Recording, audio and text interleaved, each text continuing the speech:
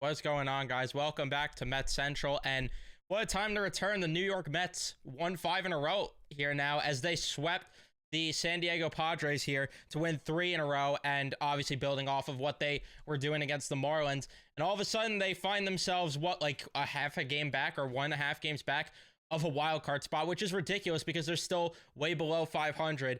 And I'm going to give my thoughts on the team. And again, I apologize for why I haven't been uploading that much. I'll explain that quickly. Before I do, though, leave a like if you do enjoy, subscribe if you guys are new, especially if you're a Met fan, and turn on your notifications so you know when I upload or go live.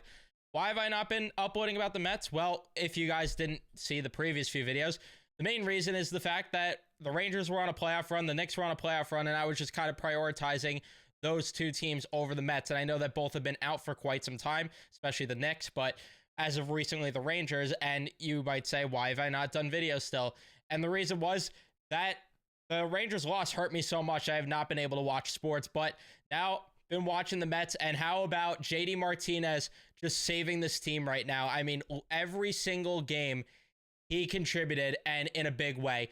Every single one. He got 2 RBIs in the first game, 3 RBIs in the next game with 2 home runs, by the way. I believe that was the 2 home run game, or yeah, that, am I reading it right? Or was the first one the 2 home run game?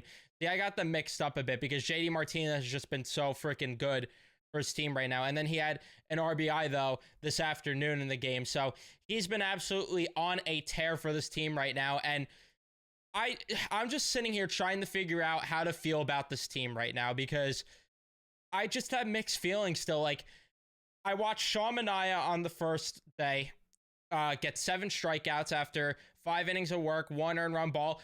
Meanwhile, the last start, he stunk up the joint. Ottavino, he's been up and down. I mean, the entire team is just pretty much an up and down thing. The only positive that I could say that you could take away, the biggest positive that I think is going to be sustainable at the very least, is for sure Edwin Diaz, who came into the first game, got his first save since, what was it, like May or something, and he was actually touching 100. So that's something that is very promising, because the main thing with Diaz is he just was not throwing 100.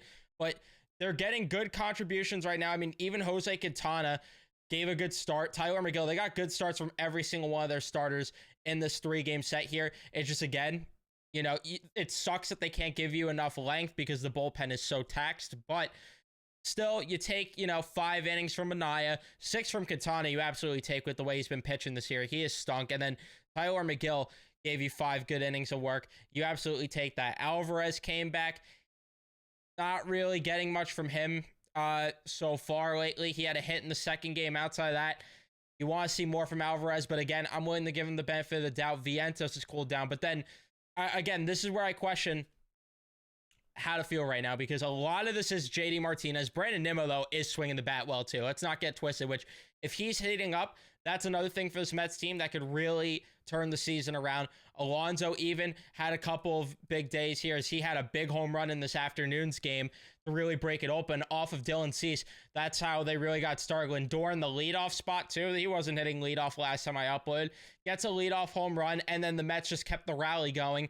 Alonso and JD Martinez get on base, and then Pete gets a home run. They almost blew the game, unfortunately, in the 8th inning. They really had to make a sweat out because cardiac Mets, of course. And unfortunately, that ended up being the case because, well, let's be frank here, Jake Diekman and Drew Smith are not great. But anyway, I digress there. Although, I will say there, I'm losing track of everything right now. Sorry, just had to do this. But I will say, Drew Smith, at least he got out of the jam, you could say, without the game being tied. But then you had Luis Torrens getting a home run. Like, how about the fact that they're getting contributions from a guy they picked up from the Yankees for cash considerations? He's been a better backup than Narvaez, which thank goodness they DFA'd that guy. And he's been better than Tomas Nido. And then, like I said, you get the clutch hitting from Nimmo and Alonso later on in this game. And then it was pretty much done, that one. Last game, pretty much all JD Martinez and Brandon Nimmo. Actually, it just was. I mean, they got 5 runs, and they each combined for the 5 RBIs that they got. And then the first game, too, was all JD Martinez. So a lot of it's been that. But again, if you're getting contributions, hard to complain. The thing that, again, I feel so troubling how to feel right now is where this team should go in terms of buy or sell right now. And they don't have to make that decision anytime soon. There's still plenty of time. There's still like a month until they really have to make that decision. But you know what? They've won 5 in a row. In their last 10, they're 8-2. And I think they're like, I don't know, like 15-2 or something. Their last 17 games, something like that. I don't know. I'm getting the numbers mixed up. I'm not going to sit here and pretend I'm completely dialed in. Although that's really going to change. But yeah, they're sitting 1.5 back of a wild card despite their record. And they don't have to have that conversation for a bit. We could see if this is a fluke thing, because let's not forget that last year, this team went on a run against the Guardians and the Rays, and we thought, oh, here we go. They're going to heat up. This is what we expected from them all along. And then it came crashing back down to earth. I still need to see more personally from this team. And again, maybe I'm just paranoid because of the way that this team has really just built the character in me to feel that way. But you know, you got some tough teams coming up at the end of the month. You got the Rangers here coming up, which they've been a little bit downwards despite winning the World Series last year. You got the Cubs over the weekend, and then you got the Yankees and the Astros. So a couple of tougher opponents here, which could really test things out. But then the schedule is very light in July. I don't know. It feels weird to say that this team should buy, because I've been talking ad nauseum that I don't want to buy into this core, and I don't have faith fully in this core. But you know what? And they could get such a good return for a lot of these players. But you know what? If they're going to keep playing like this, and this is where I say, again, I need to see more, then that could change a lot of my feeling. Because, I mean, they swept the Nationals, lost to between the Phillies and the Marlins during that little stretch. And then now they've won 5 in a row.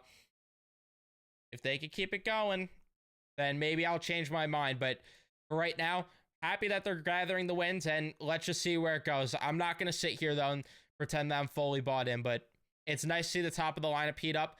Hopefully the bottom of the lineup, though, could get going a bit more, because Vientos, 1 for 4 with 3 strikeouts. You're going to need a little more from him. If Alvarez could get going, a lot of ifs, but there's guys that are not hitting well right now that you could get better from that could maybe change the complexion of this team. But my question really still comes down to also the pitching is, how much is the bullpen tax going to hurt? This team doesn't really have a starter that you could rely on every 5th day outside of Severino to give you a consistently, I guess, similar result, I should say. But again, who knows? We'll see what happens with this team. But that is going to be it for me. Thank you guys so much for watching. Don't forget to leave a like if you haven't. Don't forget to subscribe. Sorry, this was a little bit of a unorganized video, if you will, untraditional. We'll get back into the routine of it soon once I'm starting to dial into the games a little bit more. But that's going to be it for me. Thank you guys for watching. I'll see you guys in the next one.